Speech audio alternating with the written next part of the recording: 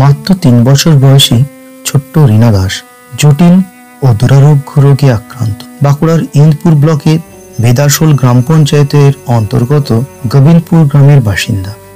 বাবা পেশায় ফুচকা ব্যবসায়ী। মেয়ের চিকিৎসা করাতে গিয়ে সর্বশান্ত অসহায় বাবা। সরকারি বেসরকারি প্রতিষ্ঠান, স্বেচ্ছাসেবী সংগঠন, সাধারণ মানুষ ও ব্যবসায়ী সহ সংশ্লিষ্ট সকলের কাছে মেয়ের চিকিৎসাজনিত সহায়তার আর্থিক সাহায্যের আবেদন জানিয়েছেন বাবা রাজীব দাস। রাজীব দাসের ফোন নম্বর স্ক্রিনে দেওয়া হলো। রিনার মাথায় টিউমার ধরা পড়ায় সেখান থেকে এই সমস্যা শুরু হয়। ছোট্ট রিনার বাবা জানান, এই বাচ্চাটি যখন 3 মাস বয়স ওর মাথার সমস্যা হয়, ব্রেন টিউমার।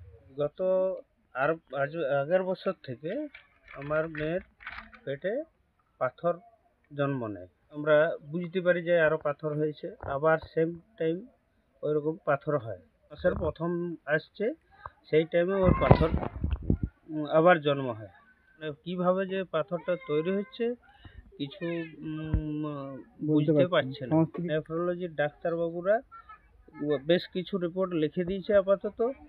এই রিপোর্টগুলা বাইরের থেকে করাতে হবে। আজ 3 বছর ধরে আমি কলকাতা এসএস ক্যাম্প, বাঁকুড়া প্রত্যেক সপ্তাহে আমি ডাক্তার দেখাই পরেশান হয়ে গেছে। আমার এখানে অর্থবল একটুকুও নেই, আর একদম সর্বশান্ত হয়ে গেছি। তো হাত জোড় করে অনুরোধ করছি, যার যেমন সামর্থ্য আমাকে একটু সাহায্য করুন। ওই বাচ্চা মেয়েটাকে যেন আমি বাঁচাতে পারি। ব্যুরো রিপোর্ট, জেলার বার্তা।